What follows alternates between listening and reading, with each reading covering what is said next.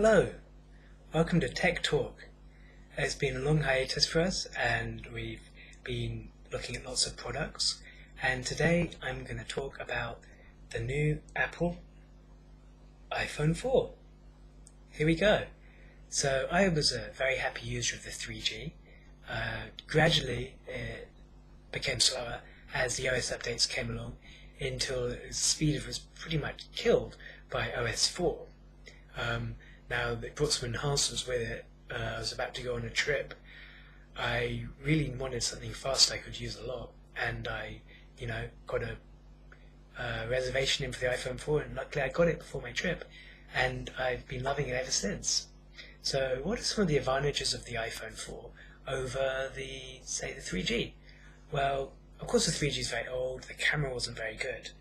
The iPhone 4 has the twin cameras. It has the front camera here for FaceTime or for video capture, and here we have the rear camera, 5 megapixels with a LED flash, flash that I find next to useless for photographic means, but it does actually work as a good kind of handy flashlight when you need one. The camera is actually very good. The sensor apparently is about 1/7 of an inch. I believe it is. It's about the same size as the sensor in, say, the G12 or the upcoming Nikon P7000. It's very high-end compact cameras, so it's a pretty decent size. It takes good images. It has autofocus, which of course 3GS users will be quite used to by now, and 5 megapixel is certainly enough to do quite a lot with. I'm very happy with the pictures from it, considering it's a cell phone. It means I don't have to have a compact camera with me anymore. The HD video is also very good. I find it very smooth. I think it's not so good if you pan around. It's true, it seems to get a little jaggedy when you do that, but if you're just focusing on one thing, it's quite beautiful, very, very smooth, very detailed HD video, which is great to have in my pocket. And I'm trying to move to HD video for all my productions, and it's good to have that with me, and something that does actually look good on a big TV, I found. Now the FaceTime, of course, is one thing I'm very excited about. Unfortunately, they haven't yet allowed Skype to use it. I video conference call through Skype a lot. I talk to my girlfriend through it, talk to friends and family. They're not going to have an iPhone 4, maybe ever. So it's kind of a ridiculous requirement that you should get the same phone to use a video camera. So it's one of these kind of silly things Apple does that, will be enough to put some people off them. But hopefully in time they will open up. They seem to have opened up to let Adobe Flash, applications that were originally coded in that be recoded into their own language for, the App Store. So I think they're starting to realize, they do have a lot of competition. They have to be universal. And just as with their laptops, they move to Intel and USB, I think with this webcam, they're going to open up the SDKs for Skype and other people to use it. They won't just carry on with this proprietary nonsense for very long. So, great. Skype on a phone. Not just talking, but video too. Okay, what's the next thing we have?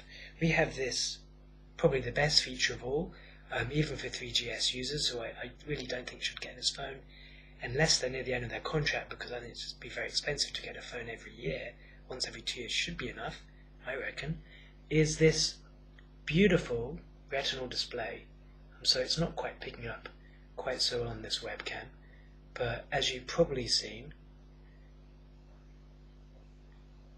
it really is quite amazingly detailed.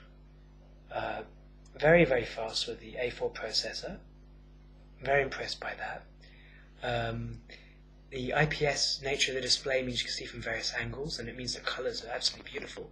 I don't find any banding. It's interesting, some websites, even on a big expensive monitor I have, will have some banding, which means, say there's a sky type image, or more likely it happens on artificial images, where you have a dark blue kind of gradually graduating into a light blue. You'll see kind of lines where it doesn't make the colours in between visible. On this, no banding. In other words, it's showing more colours than my what I thought was a good monitor. I mean, it's not a great monitor actually, it's a TN monitor.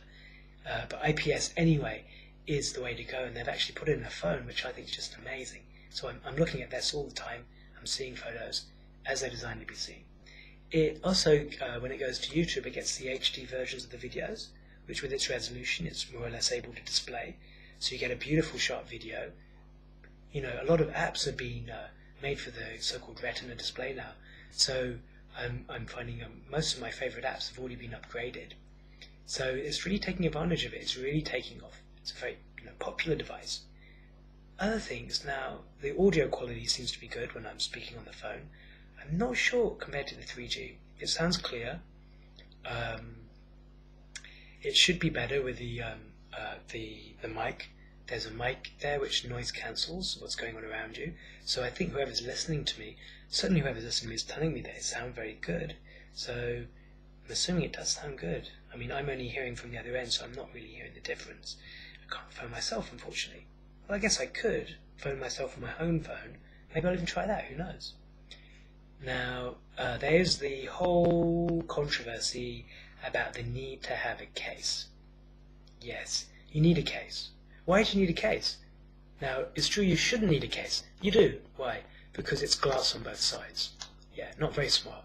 Looks beautiful, not very practical. Because if you were to drop it, the glass could shatter.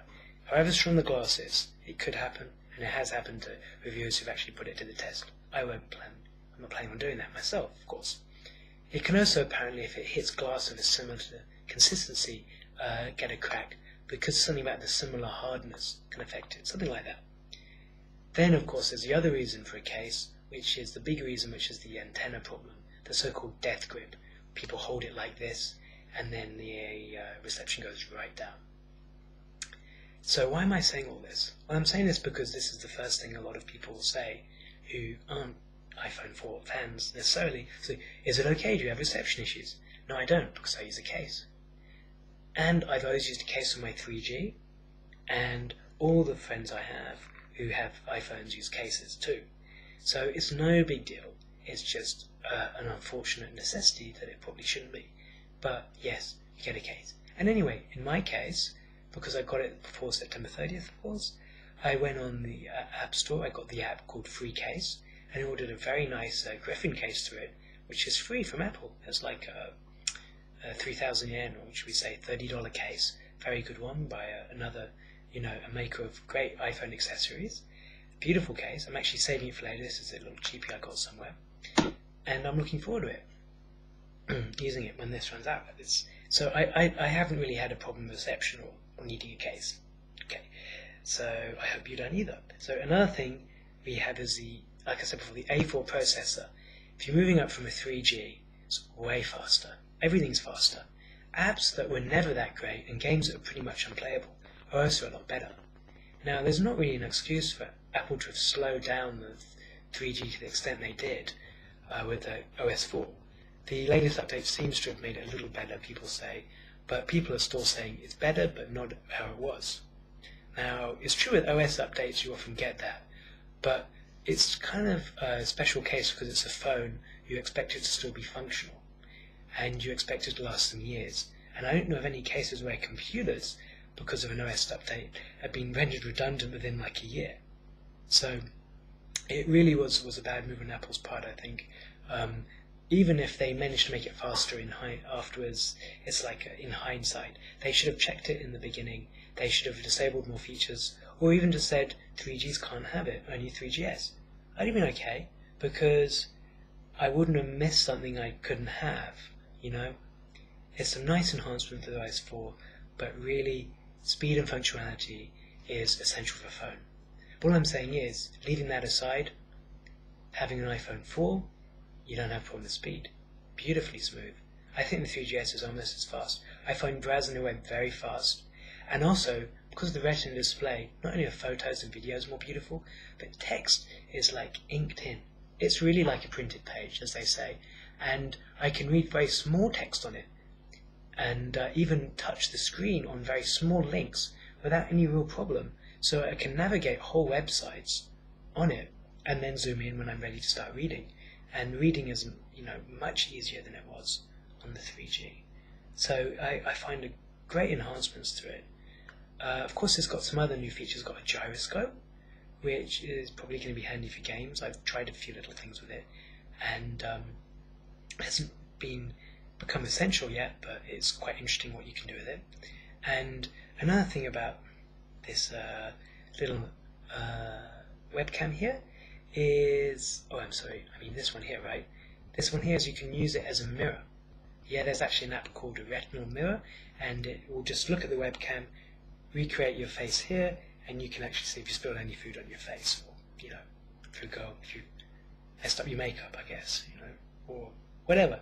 It's very, very handy to have, actually. So these things that give it added functionality to the phone, and I think let it take over the functions in your life. What else? The internet's faster. Yeah, the upload and download speed is also faster. It has a new kind of wireless connection, I think, allowing greater speed. Of course, my one has more memory. My old one was 16 gig, maxed out 3G. Now I've got 32. Now some people are saying, for HD video that's not enough. Well, I'm not planning on using it for that much HD video. It's just kind of a nice thing to have. And if I do take clips, I'll just take a few clips and then download them to my computer.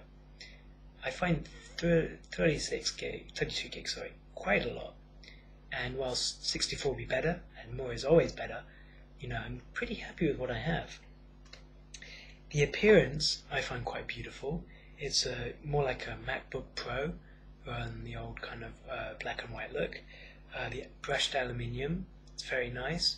The glass screen, as I said, it's amazing, beautiful screen. Look how reflective that is. Is that a good or bad thing? I'm not sure. Nice kind of connector here. The speakers also. Now this is maybe a small point for a lot of people. I find the speakers have more bass than Visual iPhone. I actually tried them out together, and I was much more impressed by the bass response.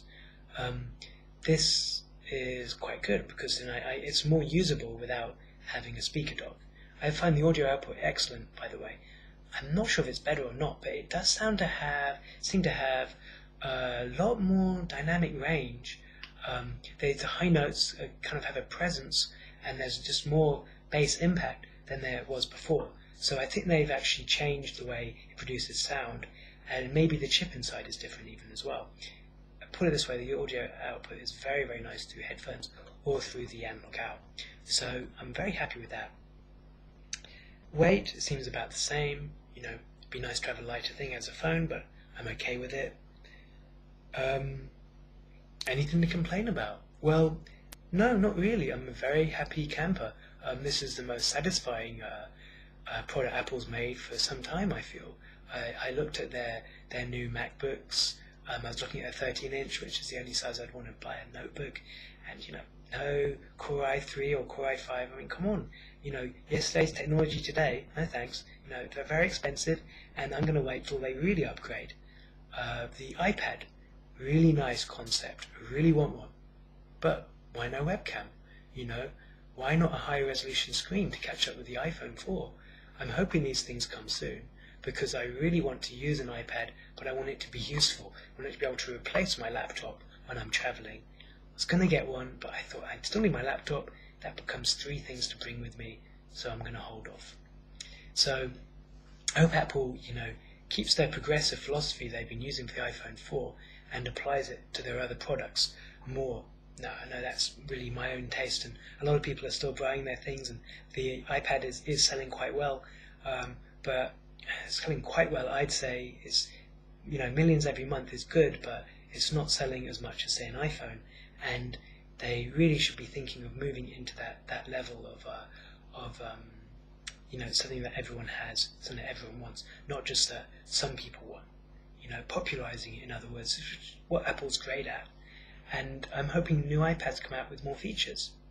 Sticking to the subject of this podcast, the iPhone 4 basically has it all for what's possible now, I think. What would I like as well? Okay, 4G would be nice. It would be nice to enable using it as, a wireless internet for other things. It would be nice to use the webcam for Skype. It's pretty much useless right now for me. That's really about it, I think. It's just a very nice thing. I don't think you can go wrong with it. And, get one.